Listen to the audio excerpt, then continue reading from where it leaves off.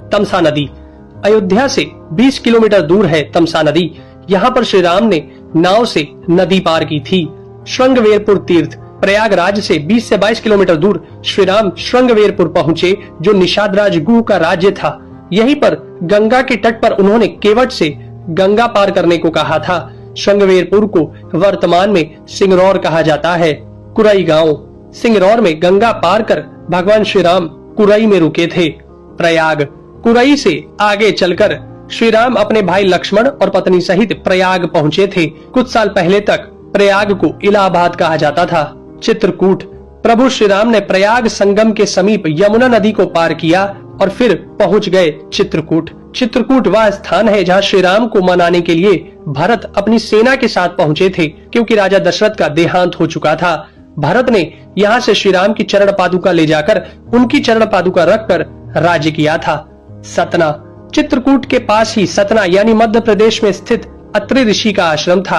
हालांकि पत्नी अनुसुईया के साथ महर्षि अत्रि चित्रकूट के तपोवन में रहा करते थे, लेकिन सतना में रामवन नामक स्थान पर भी श्री राम रुके थे, जहां ऋषि अत्रि का एक और आश्रम था। दंडकारण्य। चित्रकूट से निकलकर श्री राम घने वन में पहुंच गए। असल में यही था उनका वनवास। इस वन को उस काल में दंडकारण्य कहा जाता था। मध्य प्रदेश, छत्तीसगढ़ और महाराष्ट्र के कुछ क्षेत्रों को मिलाकर दंडकारण्य था।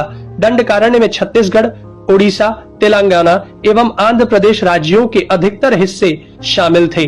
दरअसल उड़ीसा की महानदी के इस पास से गोदावरी तक दंडकारण्य का क्षेत्र फैला हुआ था। इसी दंडकारण्य का ही हिस्सा है तेलंगाना का एक शहर भद्राचलम। गोदावरी नदी के तट पर बसा यह शहर सीता रामचंद्र मंदिर के लिए प्रसिद्ध है। यह मंदिर भद्रगिरी पर्वत पर है। श्री राम ने अपने वनवास के दौरान कुछ दिन इस भद्रगिरी पर्वत पर ही बिताए थे। स्थानीय मान्यता के मुताबिक दंडकारण्य के आकाश में ही रावण और जटायु का युद्ध हुआ था और जटायु के कुछ अंग दंडकारण्य में आकर गिरे थे। दुनिया भर में सिर्फ यहीं पर जटायु का एकमात्र मंदिर है। दंडकारण्य वन अब सिमटकर वर्तमान में भारत के छत्तीसगढ़ राज्य में ही रह गया है। पंचवटी, नासिक। दंडकारण्य में मुनियों के आश्रमों में रहने के बाद श्री राम अगस्त्य मुनि के आश्रम गए। यह आश्रम नासिक के पंचवटी क्षेत्र में है, जो गोदावरी नदी के किनारे बसा है। यहीं पर लक्ष्मण ने सूर्पनखा की नाक काटी थी। श्री राम ने खरवादूषण के साथ युद्ध किया था। गिद्धराज जटायु से श्री राम की मैत्री भी यहीं हुई थी। वाल्मीकि रामायण अरण्य कांड में पंचवटी का मनोहर वर्णन मिलता है। सर्वतीर्थ। नासिक क्षेत्र में ही सूर्पनखा की नाक कटी तथा मारीच और खरवादूषण के वध के बाद ही रावण ने सीता का हरण किया और जटायु का भी वध किया था, जिसकी स्मृति नासिक से 56 किलोमीटर दूर ताकेड़ गांव में सर्वतीर्थ नामक स्थान पर आज भी संरक्षित है। जटायु की मृत्यु सर्वतीर्थ नाम के स्थान पर हुई, जो नासिक जिले से इगतपुरी तहसील के ताकेड़ गांव में मौजूद है। इस स्थान को सर्वतीर्थ इसलिए कहा गया क्योंकि यहीं पर मरणासन्न जटायु ने सीता माता के बारे में बताया। राम जी ने यहाँ जटायु का अंतिम संस्कार करके पिता और जटायु का श्राद्ध तर्पण किया था। पर्णशाला। पर्णशाला तेलंगाना के खम्माम जिले के भद्राचलम में स्थित है। यह रामालय से लगभग 1 घंटे की दूरी पर स्थित है। पर्णशाला को पंचशाला या पंचशाला भी कहते हैं। पर्णशाला गोदावरी नदी के तट पर स्थित है। यही वह स्थान है जहां से सीता जी का हरण हुआ था।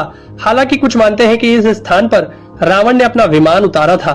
इस स्थल से ही रावण ने सीता को पुष्पक विमान में बिठाया था, यानी सीता जी ने धरती यहाँ छोड़ी थी। इसी से वास्तविक हरण का स्थल यह माना जाता है। यहाँ पर राम सीता का प्राचीन मंदिर है। तुंगभद्रा। सर्वतीर्थ और पर्णशाला के बाद श्री राम लक्ष्मण सीता जी की खोज में तुंगभद्रा तथा कावेरी नदियों के क्षेत्र में पहुंच गए। तुंगभद्रा एवं कावेरी नदी क्षेत्रों के अनेक स्थलों पर वे सीता जी की खोज में गए। शबरी का आश्रम। श्री राम और लक्ष्मण सीता की खोज में तुंगभद्रा और कावेरी नदी को पार करते हुए चल दिए। जटायु और कबंध से मिलने के पश्चात वे ऋषिमुख पर्वत पहुँचे। रास्ते में वे पंपा नदी के पास शबरी आश्रम भी गए, जो आज केरल में स्थित है। पंपा तुंगभद्रा नदी का पुराना नाम है। इसी नदी के किनारे पर हम्पी बसा हुआ है। रामायण में हम्पी का उल्लेख वानर राज्य किष्किंधा की राजधानी के तौर पर किया गया है। केरल का प्रसिद्ध शबरीमलय मंदिर तीर्थ इसी नदी के तट पर स्थित है। ऋषिमुख पर्वत। मलय पर्वत और चंदन वनों को पार करते हुए वे ऋषिमुख पर्वत की ओर बढ़े। यहाँ श्री राम ने हनुमान और सुग्रीव से भेंट की, सीता जी के आभूषणों को देखा और बाली का वध किया। ऋषिमुख पर्वत वाल्मीकि रामायण में वर्णित वानरों की राजधानी किष्किंधा के निकट स्थित था। ऋषिमुख पर्वत तथा किष्किंधा नगर कर्नाटक के हम्पी जिला बेल्लारी में स्थित है। पास की पहाड़ी को मतंग पर्वत माना जाता है। इसी पर्वत पर मतंग ऋषि का आश्रम था जो हनुमान जी के गुरु थे। कोडिकरई। हनुमान और सुग्रीव से मिलने के बाद श्री राम ने वानर सेना का गठन किया और लंका की ओर चल पड़े। तमिलनाडु की एक लंबी तट रेखा जो लगभग 1000 किलोमीटर तक विस्तारित है, कोडिकरई समुद्र तट वेलांकनी के दक्षिण में स्थित है, जो पूर्व में बंगाल की खाड़ी और दक्षिण में पाल्क स्ट्रेट से घिरा हुआ है। यहाँ श्री राम की सेना ने पड़ाव डाला और श्री राम ने अपनी सेना को कोडिकरई में एकत्रित कर विचार विमर्श किया, लेकिन श्री राम की सेना ने उस स्थान के सर्वेक्षण के बाद जाना कि यहाँ से समुद्र को पार नहीं किया जा सकता और यह स्थान पुल बनाने के लिए उचित भी नहीं है। तब श्री राम की सेना ने रामेश्वरम की ओर कूच किया। रामेश्वरम समुद्र तट एक शांत समुद्र तट है और यहाँ का छिछला पानी तैरने और सन बाथिंग के लिए आदर्श है। रामेश्वरम प्रसिद्ध सनातन तीर्थ केंद्र है। भगवान श्री राम ने लंका पर चढ़ाई करने के पहले यहाँ भगवान शिव की पूजा की थी। रामेश्वरम का शिवलिंग श्री राम द्वारा स्थापित शिवलिंग है। धनुषकोडी या धनुषकोटी। 3 दिन की खोजबीन के बाद श्री राम ने रामेश्वरम के आगे समुद्र में वह स्थान ढूंढ निकाला जहाँ से आसानी से श्रीलंका पहुँचा जा सकता हो। उन्होंने नल और नील की मदद से उक्त स्थान से लंका तक का पुनर्निर्माण करने का फैसला लिया। धनुषकोडी भारत के तमिलनाडु राज्य के पूर्वी तट पर रामेश्वरम द्वीप के दक्षिणी किनारे पर स्थित एक गांव है। धनुषकोडी पनबन के दक्षिण पूर्व में स्थित है। धनुषकोडी श्रीलंका में तलेमन्नार से करीब 18 मील पश्चिम में है। इसका नाम धनुषकोडी इसलिए है कि यहाँ से श्रीलंका तक वानर सेना के माध्यम से नल और नील ने जो पुल यानी राम सेतु बनाया था, उसका आकार मार्ग धनुष के समान ही है। इन पूरे इलाकों को मन्नार समुद्री क्षेत्र के अंतर्गत माना जाता है। धनुषकोडी ही भारत और श्रीलंका के बीच एकमात्र स्थलीय सीमा है जहाँ समुद्र नदी की गहराई जितना है, जिसमें कहीं कहीं भूमि नजर आती है। नुवारा एलिया पर्वत श्रृंखला। वाल्मीकि रामायण के अनुसार श्रीलंका के मध्य में रावण का महल था। नुवारा एलिया पहाड़ियों से लगभग 90 किलोमीटर दूर बांद्रवेला की तरफ मध्य लंका की ऊंची पहाड़ियों के बीचों बीच सुरंगों तथा गुफाओं के भंवर जाल मिलते हैं।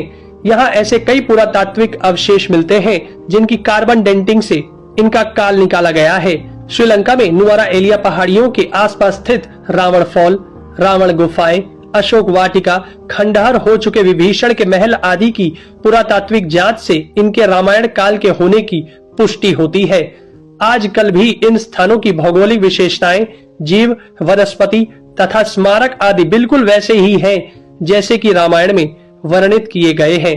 दोस्तों, ये सब जानने के बाद भी कुछ लोग तर्क दे ही देंगे कि प्रभु श्री राम काल्पनिक